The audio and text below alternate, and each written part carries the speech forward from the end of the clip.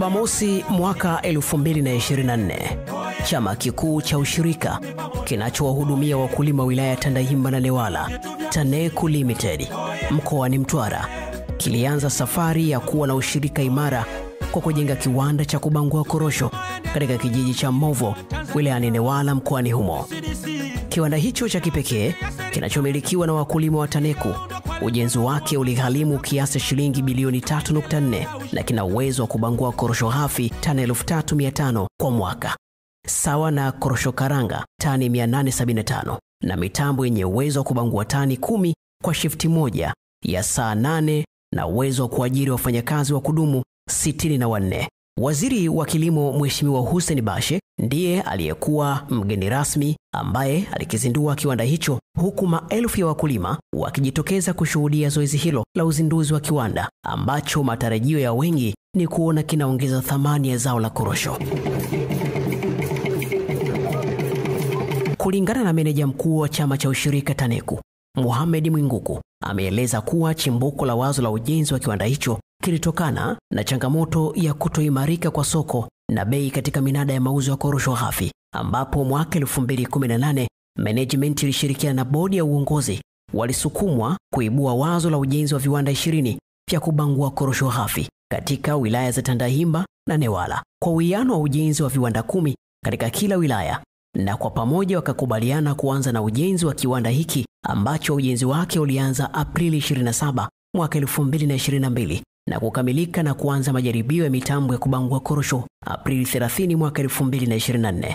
Katika kutekeleza wazo hilo, tulianza mchakato wa kutafuta ardhi na mtaalamu mshauri kwa ajili ya kuandaa andiko la mradi pamoja na michoro ya viwanda vyote 20, ushauri wakati wa ujenzi, ufungaji wa mitambo, majaribio ya mashine za kiwanda, usimamizi wakati wa uendeshaji wa kiwanda na kushirikiana wakati wa kutafuta masoko ya nje kwa bidhaa zitakazozalishwa katika viwanda hivi. Aidha, mara baada ya kukamilika kwa ujenzi wa kiwanda hiki, tutaanza ujenzi wa viwanda vingine 19 vilivyobaki katika wilaya taja hapo juu, na mara baada ya kukamilika vitakuwa na uwezo wa kubangua tani 70,000 kwa mwaka.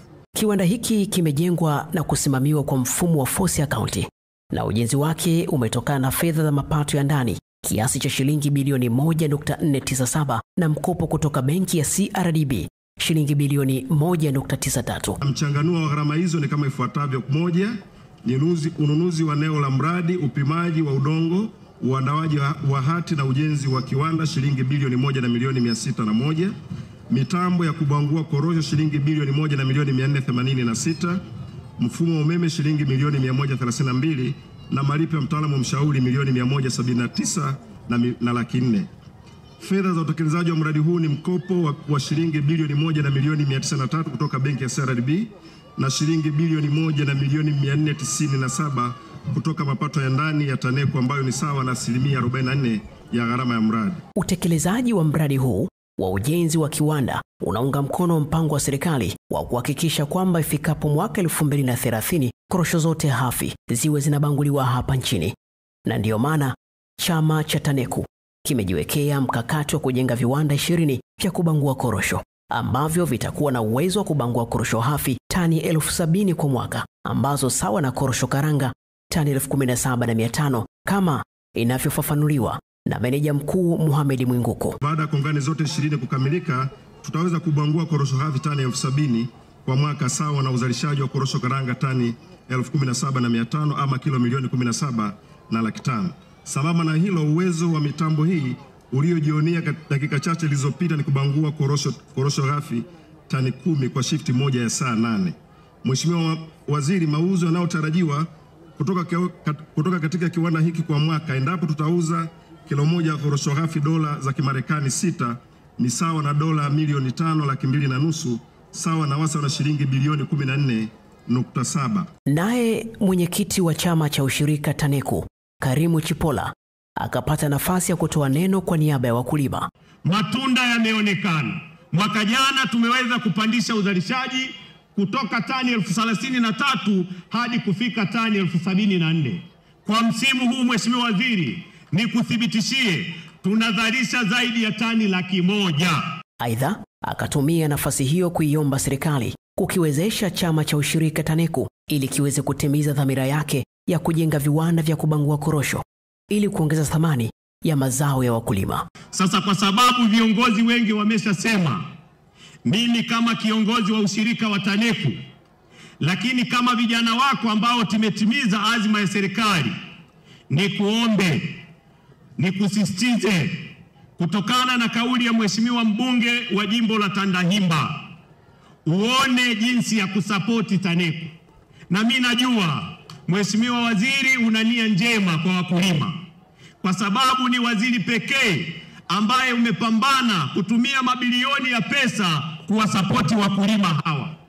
Viongozi mbalimbali walioshuhudia uzinduzi huu nao walipata nafasi ya kutoa salamu za pongezi kwa wanaushirika wa TANECU wakiongozwa na mkuu wa mkoa wa Mtwara Kanali Patrick Sawala.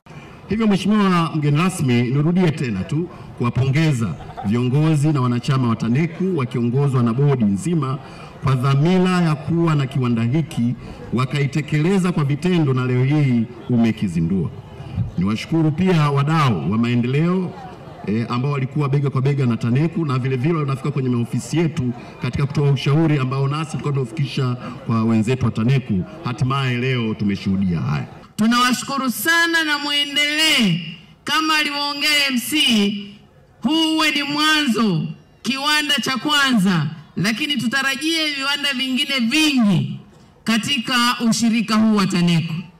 Lakini nawashukuru sana kwa sababu mmewaalika wanaushirika wengine kutoka Tanzania mzima. Wamekuja kujifunza kwamba kumbe inawezekana, wanaushirika inawezekana. Leo mnaona hapa Mbovo kiwanda kimesimama na korosho zinabanguliwa. Tunawashukuru sana. Hatua nimeiona ni kubwa na wanastahili pongezi kubwa. Lakini la tatu na la mwisho ni lile agizo la sisi kuja kujifunza.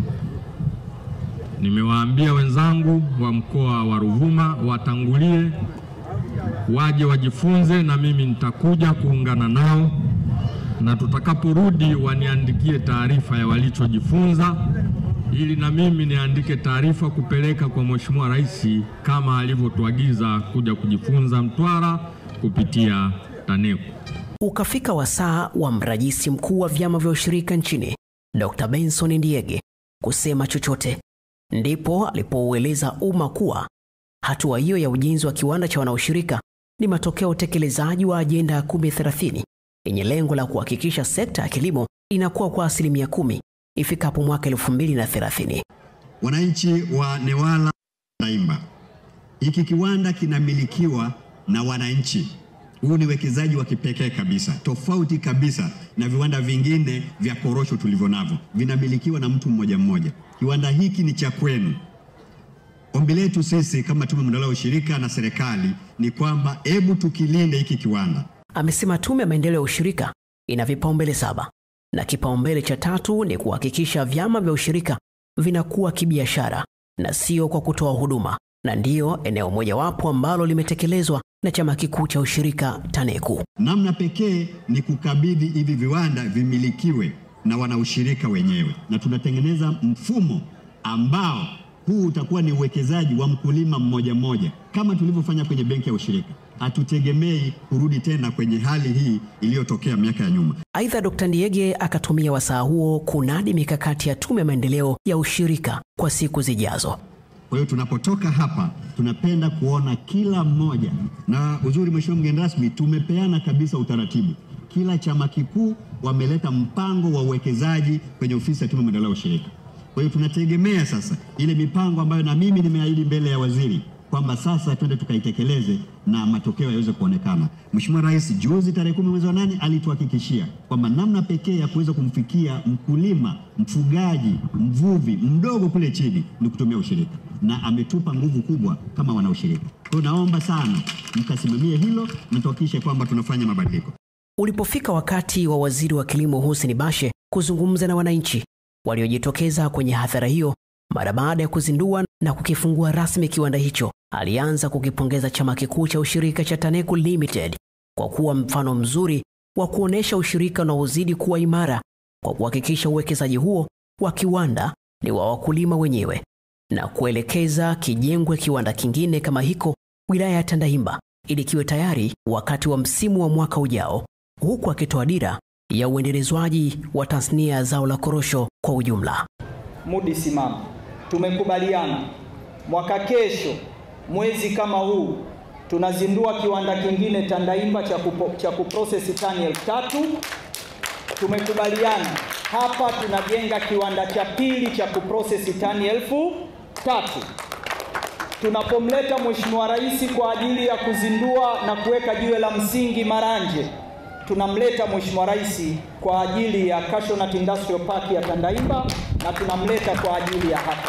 Aidha, akaviagiza vyama vikuu vingine vya ushirika kuweka mikakati endelevu itakayoimarisha ushirika imara wa wakulima ili kurejesha hadhi na mchango wa ushirika kwa wakulima na taifa kwa ujumla. Mkuu wa mkoa wa Ruvuma tamu kusimama, yule na meneja wake Mheshimiwa RC, tumeshapiga hesabu mimi na wao. Kwenye maghala safari hii watapata milioni 200. Na nimewaambia kwenye mabajeti yao na makisio ya matumizi yao, tunahitaji wapunguze matumizi ya kawaida, tupate shilingi milioni 600 za kwanza, tuanze kujenga kiwanda cha kuchakata korosho pale. TADB yuko hapa, mkurugenzi wa Benki ya Maendeleo ya Kilimo, atafanya kazi pamoja na nyinyi. CRDB atatupa working capital. TADB atatoa mtaji wa capex na msingi wa fedha, na hizo milioni 600 nataka msimu unapoisha mnasema milioni 600 hizi hapa mnaziweka, tunaanza kujenga kiwanda cha tamko. Ili linawezekana. Fedha zipo, ninazifahamu, ninaziona, ninajua wanavyozitumia. Matarajio ya wakulima ni makubwa juu ya uendelezwaji wa zao la korosho kufuatia ujenzi huo wa kiwanda, kama wenyewe wanavyoelezea furaha yao baada ya kufunguliwa rasmi. Kwa hiyo tunashukuru sana kwa uzinduzi wa hichi kiwanda, na tunamshukuru mwenyekiti wetu wa TANECU Karimu Chipola kwa juhudi anazozifanya kuisimamia vizuri TANECU na mpaka mazingira haya aliyoonyesha. Yani Mungu tunamuomba amzidishie baraka. Upatikanaji wa kiwanda, naamini sekta nyingi zitakuwa zinapata ajira. Akina mama wauza mandazi, akina mama wapika nitilie, mama nitilie, hapa watauza. Bodaboda watakuwa wanawachukua watu kuwaleta hapa kiwandani. Hizo zote ni ajira ambazo zitasababishwa na kiwanda chetu. Kwa hiyo tujipongeze kwa ukulima wa korosho na kupata kiwanda kama hiki kilichopo. Kwa hiyo nashukuru sana kwa serikali ya Tanzania ikiwemo na Mama Samia kama ndo kiongozi kwa kazi yake mzuri. Wamepambana mpaka tunapofikia hapa, na mimi kama ni mkulima, mimi nashukuru sana kwa ujenzi huu. Nashukuru sana kwa sababu kuna ajira nyingi ambazo zinapatikana. Na kwa vile mimi niko maeneo haya karibu, baada ya uzinduzi huu naamini ajira zitaanza hapa kupatikana, watu wataanza kuajiri viongozi. Kwa hiyo naamini hata kama nitakosa kupata ajira ndani ya kiwanda hiki, nitajiajiri kwenye sehemu nyingine. Na uwezo wa kuendesha pikipiki kama bodaboda, nitachukua abiria kutoa mazingira fulani kuleta hapa. Ni mojawapo ya ajira. Nina dada zangu, nina ndugu tofauti wana uwezo wa kuja hapa kupika chakula kama ni mama ntilie. Hiyo ni mojawapo ya ajira vile vile. Mkakati wa Tume ya Maendeleo ya Ushirika nchini ni kuhakikisha kwamba vyama vya ushirika vinaongeza tija kwa kuongeza wigo wa kibiashara na manufaa kiuchumi kwa umma.